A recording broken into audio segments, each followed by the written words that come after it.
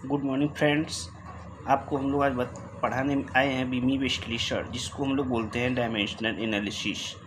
इसमें हम लोग देखेंगे भौतिक राशियों की विमाएँ, अर्थात डायमेंशन ऑफ फिजिकल क्वांटिटीज।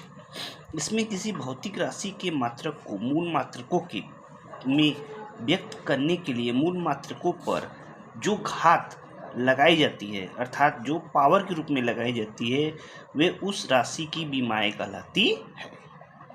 विमाएँ किसी राशि के परिमाण को नहीं दर्शाता। सही बात है, विमाएँ जो होती है वह किसी भी राशि के परिमाण को नहीं दर्शा सकता। उदाहरण के रूप में हम लोग लिखते हैं जैसे कि 10 मीटर तथा 100 मीटर लंबाई दोनों की विमाएँ यल होती है।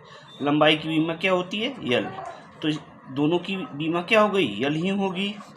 जाहिर सी बात है। भौतिक राशियों की विमाओं का निरूपण।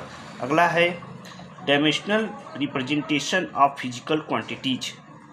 इसमें हम लोग जानते हैं कि मूल राशि, लंबाई, द्रव्यमान, समय, ताप, विद्युत धारा, ज्योति तीव्रता, पदार्थ की मात्रा को व्यक्त करने के लिए हम लोग यल, लंबाई को यल और द्रव्यमान को यम और समय को टी और ताप को थीटा ए और सी डी और मोल को यम के संकेतों का प्रयोग किया जाता है। अर्थात ये व्युत्पन्न राशियों MLT की विभिन्न घातों के रूप में लिखा जा सकता है।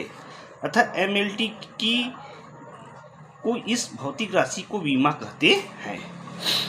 अर्थात उदाहरण के लिए किसी भौतिक राशि द्वारा दिए गए आयतन, लंबाई, चौड़ाई, ऊंचाई उसके गुणन द्वारा व्यक्त किया जाता है। इसको हम लोग आयतन के रूप में L इंटू L के पावर 3, यही होती है विमा।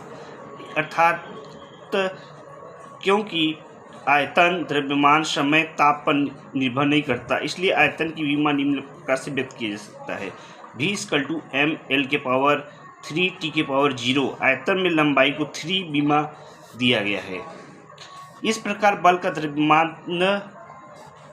त्वरण के गुणनफल के रूप में इस प्रकार व्यक्त किया जा सकता है जैसे बल बराबर होता है द्रव्यमान गुणे त्वरण। अर्थात द्रव्यमान इंटू त्वरण बराबर हम लोग लिख सकते हैं लंबाई बटे समय के स्क्वायर। अर्थात इसको हम लोग विमा के रूप में अगर लिखा जाए तो MLT के पावर 2, अगर इसको ऊपर भेज दिया जाए तो MLT के पावर -2 हो जाएगा।